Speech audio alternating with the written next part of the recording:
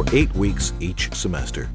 The Sinai Scholars Society enables more than 800 young women and men at 44 universities across the United States to rigorously study Judaism. In addition, they experience Jewish culture, ideas, and history. The Student and Scholars Academic Symposium was held in the spring of 2009 at Princeton University. It was a time for students to continue their study of Jewish wisdom, learning from some of the greatest minds in the Jewish world today. Let's listen to what they had to say, to what they teach us about Judaism, about themselves, about us all.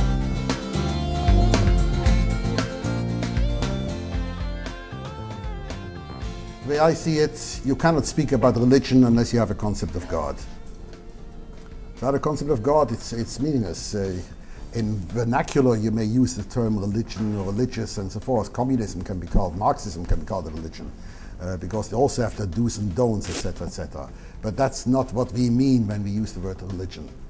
What we mean by that is a very specific lifestyle, a very specific philosophy of life. Without a concept of God, you really cannot apply it. But just because you have a concept of God still does not mean you have any religion. People can believe in God.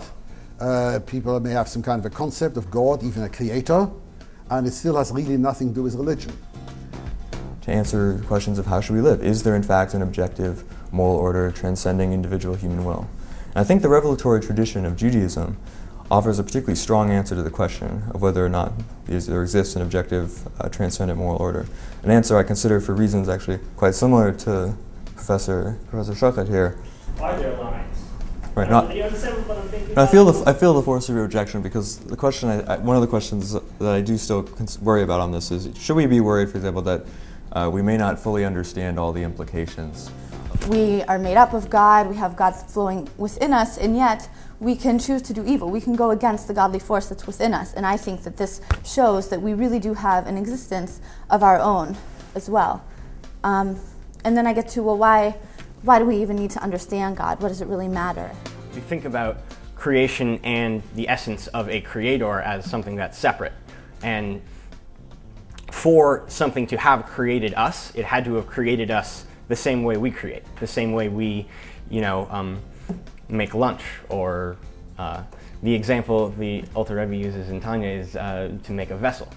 I mean, I think that there is godliness in the pen, but that doesn't mean that pen can, the pen is still not all of God. It's The notion of excuse in the context of interrogational force is attractive, as it enables individuals to declare the use of force in interrogations incorrect, while still releasing individual interrogators from criminal responsibility on the grounds that it would be unfair to punish an interrogator who, under pressure to prevent a terrorist attack, used forceful interrogation tactics towards individuals who were believed to be in possession of useful information. We as Jews must have a diverse understanding of how enshrined concepts of Judaic law and behavior affect us both individually and communally, so that we can continue creating, developing, and questioning. Because in a lot of Jewish law, there's a lot of sort of exceptions, and there's a lot of practicality in it. I don't really think it is a deontological system. I think it is much more about acting through certain, it's almost sort of virtue ethics. It's almost acting through. I think the reason I chose terrorism specifically is because it's a very specific act.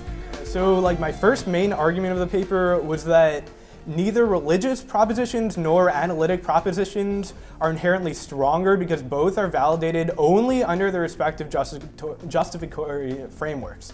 And I mean, this makes sense because each of the standards, which only reside and come out of the precise context of the justificatory frameworks, are used to validate individual propositions.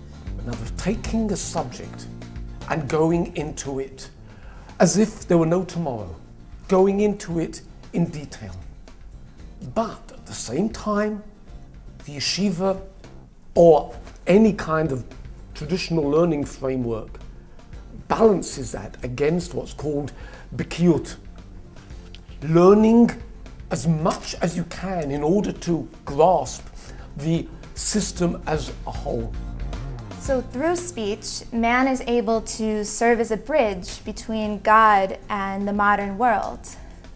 And what I think is interesting is that over the 5 books of the Torah, we see that God speaks to different people, to Abraham, to Moses, but throughout the 5 books, as we go on, God's explicit presence in the world and in speaking with people diminishes over time until the end, until we get to today, where God doesn't speak to a single person.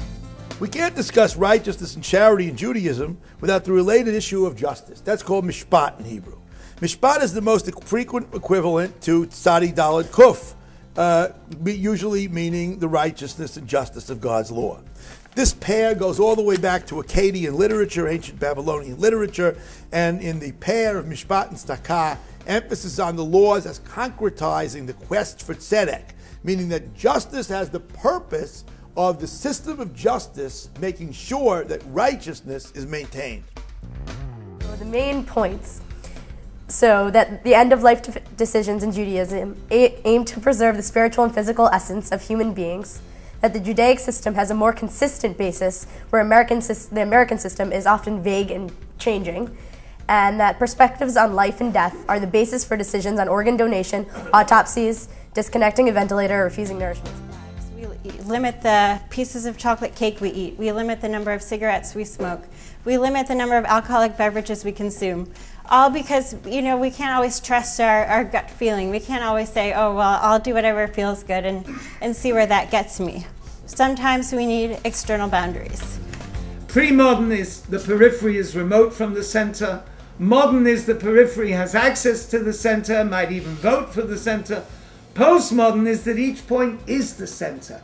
Every single individual is the key to everything, which fits very well with Maimonides' view of the individual, that the person considers the whole world to be equally balanced between good and bad, and he or she is equally balanced between good and bad, and therefore each person's next action has a total global effect on the whole of existence.